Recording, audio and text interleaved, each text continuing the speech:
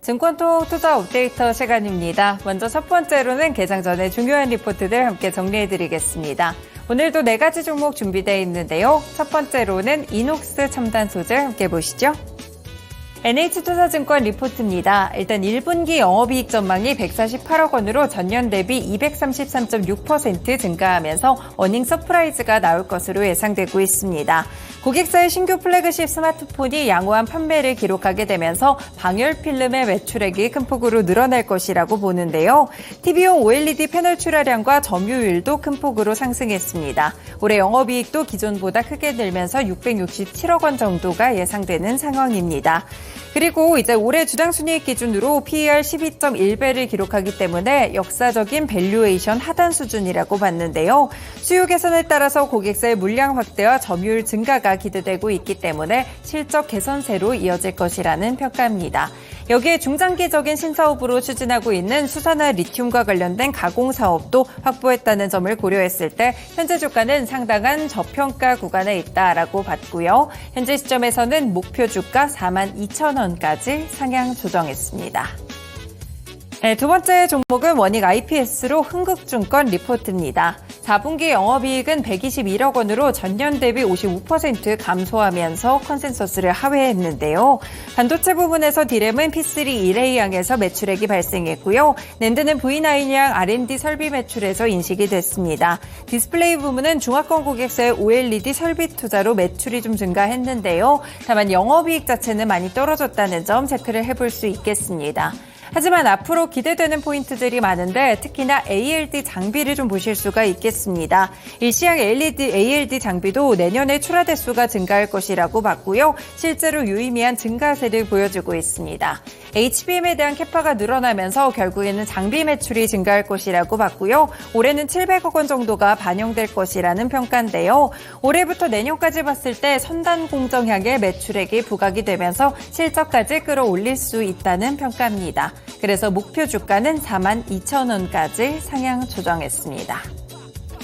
네, 다음 종목입니다. 보령으로 상상인증권 리포트인데요. 지금은 영업실적에 대한 도약 시기다라고 봤습니다. 사실상 실적에 대한 변수는 카나브 패밀리가 가장 클 것 같은데요. 단일제 제네릭 출시에 따라서 가격 인하 시기가 좀 늦춰지면서 그래도 상반기까지는 카나브 패밀리에 대해 수익성이 유지될 것으로 보입니다.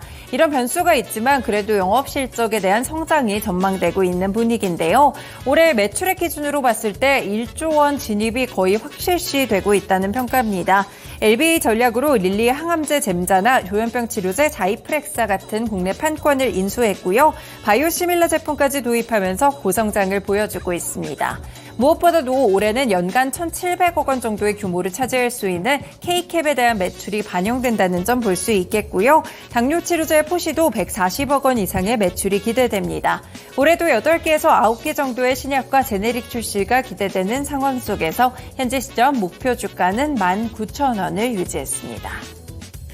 네, 마지막 종목입니다. 한화고요. BNK투자증권 리포트인데요. 일단 지난해를 보시면 영업이익이 한화가 방산사업을 계열사에 양도를 했고 한화건설을 흡수합병하게 되는 구조조정 시기였기 때문에 영업이익이 12% 정도 감소를 했습니다. 결국 가장 큰 영향을 미쳤을 부분들이 건설의 공사 원가가 상승했다는 점, 그리고 석유화학의 시황이 부진하여서 이 실적이 감소됐다는 점을 보실 수가 있을 것 같은데요.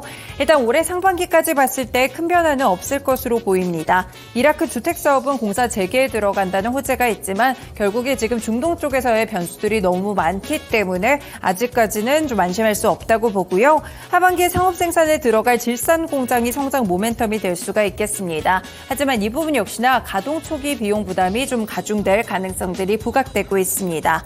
지금 주주 환원에 대한 확대 여력은 크지 않아 보이고요. 현 주가와 밸류에이션 간의 괴리도 크지 않기 때문에 현재 시점에서 투자 의견도 보유로 하향 조정했고요. 목표 주가 역시나 33,000원까지 내려서 잡는 모습이었습니다. 네, 이렇게 오늘도 개장 전에 중요한 리포트들 4가지 함께 분석해드렸습니다. 다음으로는 주요 일정 함께 보시죠.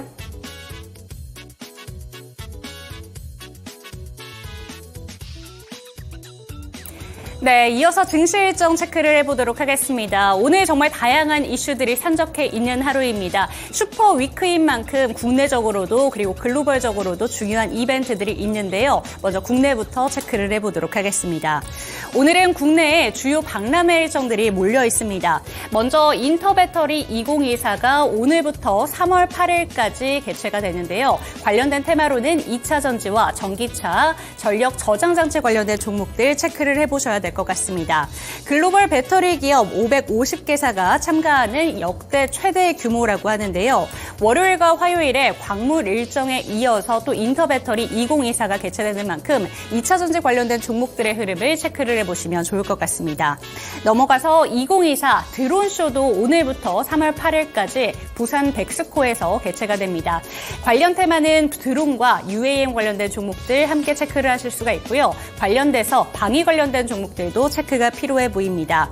드론쇼 역시 아시아 최대 규모라고 하는데요. 190개여 개의 기업이 참여하고요. 지난 전시회 대비 규모가 30% 이상 확대가 되었다고 합니다. 관련된 종목들의 시세까지 체크해 보시기 바랍니다.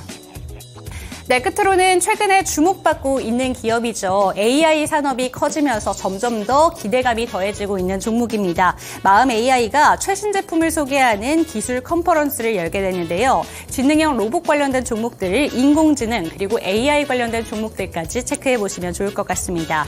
이 컨퍼런스에서는 마음 AI의 새로운 5가지 기술을 공개한다고 하는데요. 기업용 거대 언어 모델인 MAAL1 모델을 선보인다고 하고요. 최근에 장애인 차별금지법 개정으로 설치가 의무화된 베리어 프리 키오스크인 마음터치까지 이 시간에 공개가 됩니다. 그리고 자율주행 모바일 로봇과 결합한 AI 돈슨트 그리고 AI 서빙봇을 선보인다고 하니까요. 참고해 보시기 바라겠습니다. 이번에는 글로벌 증시 일정 체크해 보시죠.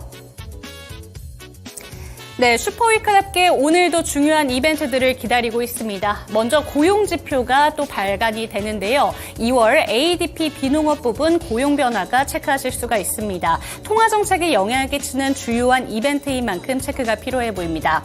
추가적으로 고용지표 한 가지가 더 발표가 되는데요. 확인해 보도록 하겠습니다. 네, 1월에 있었던 구입 및 이직 보고서, 졸츠 보고서가 지금 반영이 되게 되는데요. 이 내용들 함께 하시면서 통화 정책에 어떤 영향을 끼칠지 예상해 보시면 좋을 것 같습니다. 넘어가서 3월 7일 바뀌는 밤 12시에 이 고용 보고서를 확인하고 나서 파월 연준 의장의 증언이 있는데요. 이 내용들에서 통화 정책이 어떻게 향후에 바뀌게 될지 확인해 보시는 키포인트가 될 수 있을 것 같습니다. 수요일에는 하원에서, 목요일에는 상원에서 발언을 하게 될 예정이라고 하는데요. 향후 통화 정책에 대한 힌트를 체크해 보시면 좋을 것 같습니다. 끝으로 한국 시간 3월 7일 오전 4시에는 연준의 베이지북까지 함께 발표가 되는데요. 중요한 이벤트들이 산적한 만큼 오늘만큼은 글로벌 증시 일정 굉장히 꼼꼼하게 체크를 해보시면서 변동성도 유의하셔야겠습니다. 증시 일정 체크해봤습니다.